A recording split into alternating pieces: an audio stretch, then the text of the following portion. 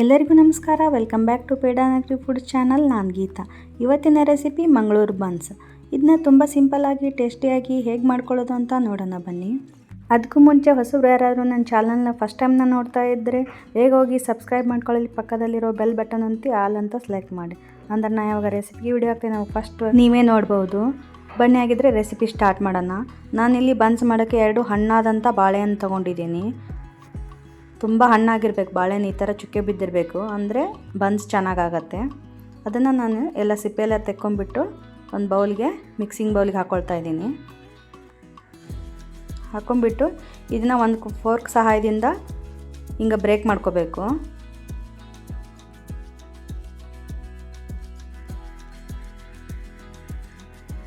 ಚೆನ್ನಾಗಿ ಸ್ಮ್ಯಾಶ್ ಆಗಬೇಕು ಬಾಳೆಹಣ್ಣು, ಅದಕ್ಕೆ ನಾನು ಕೈಯಿಂದ ಸ್ಮ್ಯಾಶ್ ಮಾಡ್ತಾಯಿದ್ದೀನಿ. ಈ ಥರ ಎಲ್ಲ ಮಾಡ್ಕೊಂಡಾದ್ಮೇಲೆ ನಾನಿಲ್ಲಿ ಆಲೂಗಡ್ಡೆ ಸ್ಮ್ಯಾಶರ್ ಇರುತ್ತಲ್ವ, ಪೊಟ್ಯಾಟೊ ಸ್ಮ್ಯಾಶರ್, ಅದರಿಂದ ಫುಲ್ ಸ್ಮ್ಯಾಶ್ ಮಾಡ್ಕೊತಾ ಇದ್ದೀನಿ. ಬಾಳೆಹಣ್ಣಿನ ಪೀಸ್ ಏನಿರುತ್ತಲ್ಲ ಅದೆಲ್ಲ ಸ್ಮ್ಯಾಶ್ ಆಗಬೇಕು, ಹಂಗೆ ಸ್ಮ್ಯಾಶ್ ಮಾಡ್ಕೋಬೇಕು. ನೋಡಿ ಈ ಥರ ಎಲ್ಲ ಸ್ಮೂತಾಗಿ ಆಗಿರಬೇಕು. ನೀವು ಬೇಕಿದ್ದರೆ ಮಿಕ್ಸಿಗೆ ಹಾಕಿ ಅದನ್ನು ಸ್ಮೂತಾಗಿ ಮಾಡ್ಕೋಬೋದು. ಇಲ್ಲಿ ನಾನು ಒಂದು 4 ಟೇಬಲ್ ಸ್ಪೂನಷ್ಟು ಸಕ್ಕರೆ ಹಾಕ್ಕೊಳ್ತಾ ಇದ್ದೀನಿ. ರುಚಿಗೆ ತಕ್ಕಷ್ಟು ಉಪ್ಪು ಹಾಕ್ಕೊಳ್ತಾ ಇದ್ದೀನಿ.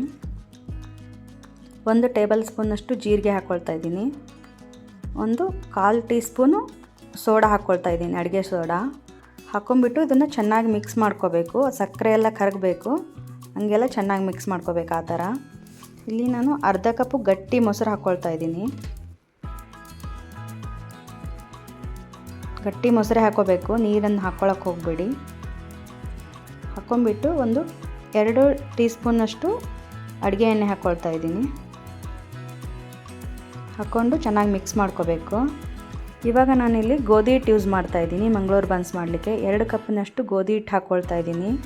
ನೀವು ಈ ಬೇಕಿದ್ದರೆ ಮೈದಾನೂ ಯೂಸ್ ಮಾಡ್ಕೋಬೋದು. ನಾನು ಸ್ವಲ್ಪ ಹೆಲ್ದಿಯಾಗಿರಲಿ ಅಂಥೇಳಿ ಗೋಧಿ ಹಿಟ್ಟನ್ನು ಯೂಸ್ ಮಾಡ್ತಾಯಿದ್ದೀನಿ. ನೀವು ಗೋಧಿ ಹಿಟ್ಟು ಬದಲಾಗಿ ಮೈದಾ ಯೂಸ್ ಮಾಡಿಕೊಂಡ್ರೆ, ನಿಮ್ಗೆ ಹೋಟೆಲ್ ರೀತಿಯೇ ಬೇಕಿದ್ದರೆ ಮೈದಾ ಹಿಟ್ಟನ್ನೇ ಯೂಸ್ ಮಾಡ್ಕೊಳ್ಳಿ. ಗೋಧಿ ಹಿಟ್ಟು ಹಾಕ್ಕೊಂಡು ತುಂಬ ಚೆನ್ನಾಗೇ ಬರುತ್ತೆ. ಇಲ್ಲಿ ನಾನು ಇನ್ನೊಂದು ಸ್ವಲ್ಪ 1/4 ಕಪ್ನಷ್ಟು ಇನ್ನೊಂದು ಸ್ವಲ್ಪ ಸೇರಿಸ್ಕೊಳ್ತಾ ಇದ್ದೀನಿ. ಇನ್ನೊಂದು ಸ್ವಲ್ಪ ಬೇಕಾಗಿತ್ತು, ಸ್ವಲ್ಪ ಹಾಕ್ಕೊಳ್ತಾ ಇದ್ದೀನಿ. ನೀರನ್ನು ಏನು ಯೂಸ್ ಮಾಡೋಕ್ಕೆ ಹೋಗಬೇಡಿ. ಇಲ್ಲೇ ಅಲ್ಲೇನು ಬಾಳೆಹಣ್ಣಿನ ತೇವಾಂಶ ಮತ್ತು ಮೊಸರಿಂದ ಇರತ್ತಲ್ಲ ಅದರಲ್ಲೇ ಕಲಿಸ್ಕೋಬೇಕು. ನೋಡಿ ಇಷ್ಟು ಸಾಫ್ಟಾಗಿರ್ಬೇಕು ಹಿಟ್ಟು, ಗಟ್ಟಿಯಾಗಿ ಕಲಿಸ್ಕೊಳಕ್ಕೆ ಹೋಗಬೇಡಿ. ಚಪಾತಿ ಹಿಟ್ಟಿನಕ್ಕಿಂತ ಸ್ವಲ್ಪ ಸಾಫ್ಟಾಗಿದ್ದರೂ ಪರವಾಗಿಲ್ಲ, ಅಂದರೆ ಬನ್ಸ್ ಚೆನ್ನಾಗಿ ಬರುತ್ತೆ. ಮೇಲೆ ಸ್ವಲ್ಪ ಎಣ್ಣೆ ಹಾಕಿಬಿಟ್ಟು ಸವರ್ಬಿಟ್ಟು ನಾನು ಇದನ್ನು ಓವರ್ನೈಟ್ ಕಲಿಸಿಡ್ತಾ ಇದ್ದೀನಿ.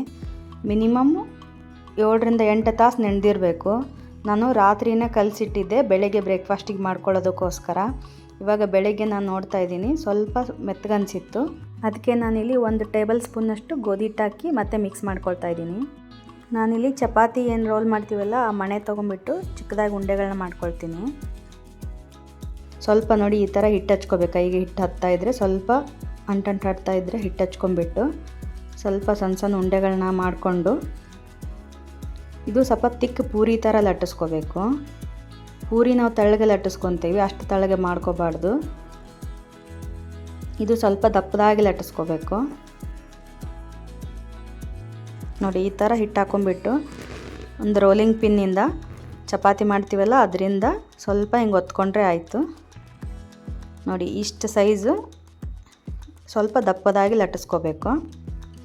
ನೋಡಿ ಈ ಸೈಜಲ್ಲಿ ಇಷ್ಟೇ ತಿಕ್ನೆಸ್ ಇರಬೇಕು. ನಾರ್ಮಲ್ ಪೂರಿಗಿಂತ ಸ್ವಲ್ಪ ದಪ್ಪವಾಗಿ ಇರಬೇಕಿದು. ನಾನಿಲ್ಲಿ ಬಾಣಲೆಯಲ್ಲಿ ಆಲ್ರೆಡಿ ಎಣ್ಣೆ ಕಾಯಕ್ಕಿಟ್ಟಿದ್ದೆ, ಎಣ್ಣೆನೂ ಕಾದಿದೆ. ಇವಾಗ ಪೂರಿನ ಕರ್ಕೊಳ್ಳೋಣ,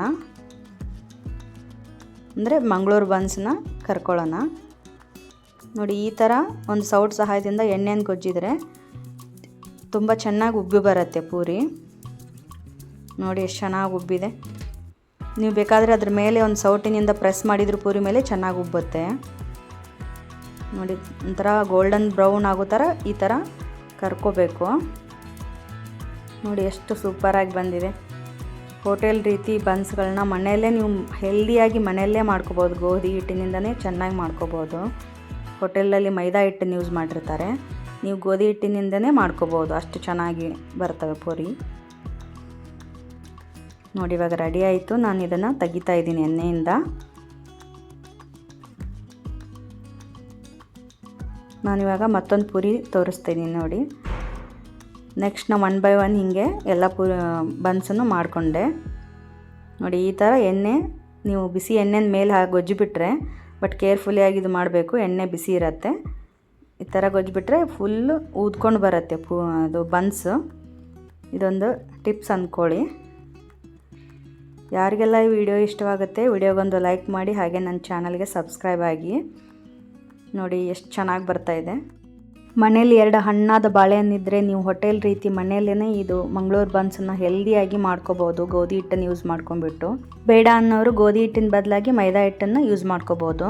ನೋಡಿ ಈ ಥರ ಗೋಲ್ಡನ್ ಬ್ರೌನ್ ಕಲರ್ ಬರುವವರೆಗೂ ನೀವು ಫ್ರೈ ಮಾಡ್ಕೋಬೇಕು.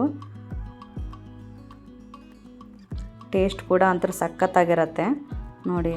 ಇಷ್ಟು ಇವಾಗ ಸಾಕು, ಇಷ್ಟು ಕಲರ್ ಬಂದರೆ ಇವಾಗ ನಾನು ತೆಗಿತಾ ಇದ್ದೀನಿ ನೋಡಿ. ಇವಾಗ ಮಂಗಳೂರು ಬನ್ಸ್ ರೆಡಿ ಆಗೋಯ್ತು. ನಾನು ಪ್ಲೇಟ್ಗೆ ಸರ್ವ್ ಮಾಡ್ತಾಯಿದ್ದೀನಿ. ನೋಡಿದ್ರಲ್ಲ ಎಷ್ಟು ಸಖತ್ ಟೇಸ್ಟಿಯಾಗಿ, ಹಾಗೆ ಅಷ್ಟೇ ಸಿಂಪಲ್ಲಾಗಿ ಮಾಡ್ಕೊಳ್ಳೋವಂಥ ಮಂಗಳೂರು ಬನ್ಸ್ ರೆಡಿ ಆಗೋಯಿತು. ತುಂಬ ಸಿಂಪಲ್ಲಾಗಿ ಮಾಡ್ಕೊಳ್ಳೋವಂಥದ್ದು ತುಂಬಾ ರುಚಿಯಾಗಿರುತ್ತೆ.